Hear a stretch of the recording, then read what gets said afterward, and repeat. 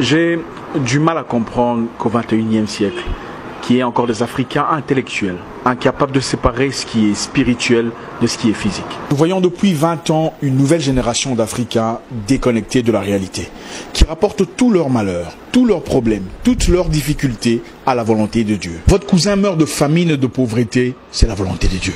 Vous faites 5 ans de chômage, sans argent, sans caleçon, c'est la volonté de Dieu. Votre neveu se noie dans la Méditerranée en quête d'une vie meilleure en Europe, c'est la volonté de Dieu. Mais finalement, c'est quoi la volonté de l'homme? La volonté de Dieu, c'est toujours dans le mal. Non, ce n'est pas la volonté de Dieu. L'Africain noir doit se décider de prendre sa vie en charge, de décider de changer son avenir. Beaucoup de frères noirs ont abandonné leur charge, démissionné de leurs responsabilités, par peur d'affronter la réalité. Les gens préfèrent laisser les choses entre les mains de Dieu que d'avoir le courage, la niaque de dire au gouvernement ouvertement d'arrêter de les tuer. Pendant que le reste du monde progresse, évolue, transcende leur réalité, les Noirs attendent la volonté de Dieu. Votre maman décède à l'hôpital, devant les docteurs, parce qu'elle n'avait pas assez d'argent pour payer les frais d'opération. Vous dites que c'est la volonté de Dieu. Vous ouvrez dans votre pays une entreprise de vente d'allumettes. 2 jours plus tard, des militaires débarquent pour saisir votre stock.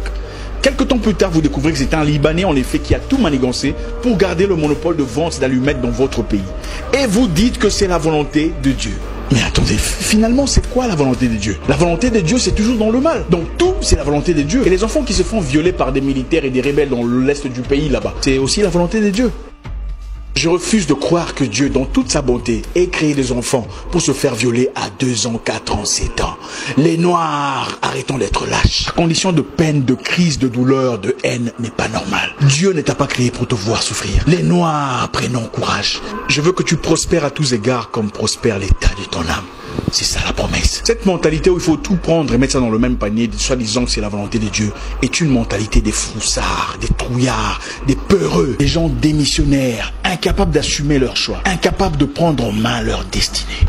Pendant que la Chine envahit l'Afrique et prend en otage l'économie africaine, les Noirs attendent la volonté de Dieu. Pendant que les autres ont travaillé en communauté pour créer WhatsApp et Facebook, des plateformes qui sont devenues aujourd'hui indispensables à notre vie, nous attendons la volonté de Dieu. Nous sommes encore en bas de l'échelle, en train de fumer une pipe, en train de voir des jaloux, des méchants, des aigris partout, des gens qui n'aiment pas tes photos sur Facebook, des gens qui n'aiment pas ton Instagram, des gens qui sont jaloux parce que tu as voyagé business class. Il est temps de mettre hors business tous ces pasteurs qui vous prêchent la haine entre vous. La haine contre votre famille, vos cousins, vos amis. Vous n'avez plus de gens avec qui coopérer, plus de correspondants. Personne n'est à votre côté parce que vous êtes ostracisés, mis à l'écart. Toujours votre tante est méchante. Vos cousins sont des sorciers. Votre nièce veut votre peau. Finalement, personne ne nous prêche la... Qui sera la monstre de l'Afrique aujourd'hui pour nous prêcher la positivité, le courage, la bravoure? Qui sera celui-là qui se lèvera comme dans le temps pour guider le peuple contre ses ennemis?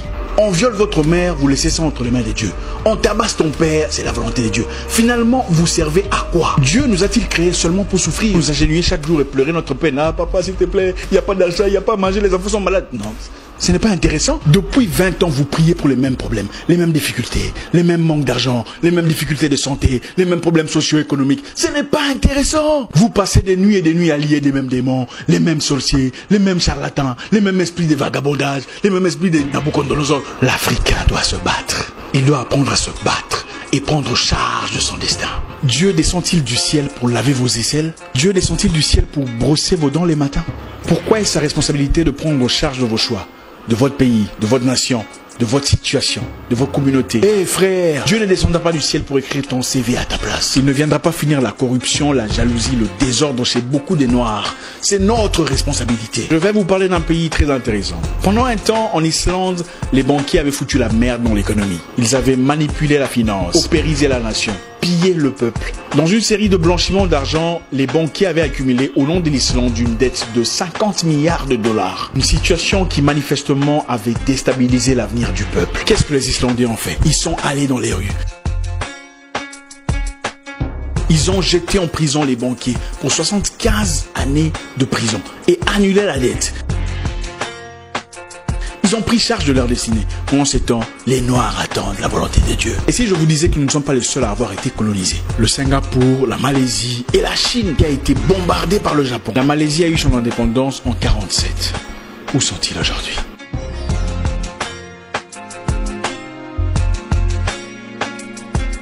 Non, l'argent que vous cherchez ne viendra pas seulement de la prière.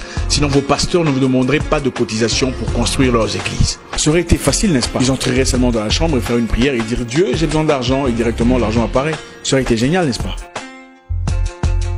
Les païens, les perdus, les idolâtres créent le téléphone avec lequel vous me voyez aujourd'hui, avec lequel vous faites des transferts PayPal à votre église en cotisation. Mais vous attendez la volonté de Dieu. La Chine est actuellement en train de faire des recettes massives. Elle produit 95% des sièges en plastique que vous voyez dans des églises. Les chaises où c'est écrit Jésus-Christ derrière. Il y a Jésus-Christ en Chine. Les Chinois ne sont pas chrétiens, mais la vente est destinée aux Noirs. Parce que les Noirs sont incapables de produire.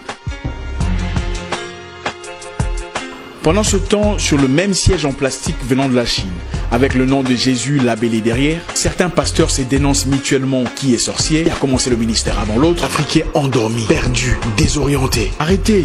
Dieu ne descendra pas du ciel pour vous envoyer un mari parfait, emballé comme un cadeau de Noël.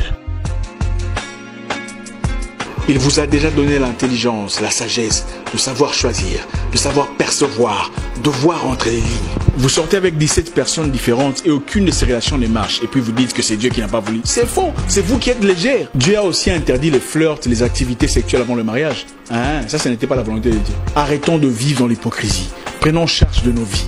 Prenons charge de notre avenir. Finalement, personne ne nous prêche la... Qui sera la monstre de l'Afrique aujourd'hui pour nous prêcher la positivité, le courage, la bravoure? Qui sera celui-là qui se lèvera? Vous passez des nuits et des nuits à lier les mêmes démons, les mêmes sorciers, les mêmes charlatans, les mêmes esprits de vagabondage, les mêmes esprits de Nabucodonosor. L'Africain doit se battre. Priez pour le salut de votre âme, mais soyons assez braves pour faire face à la réalité.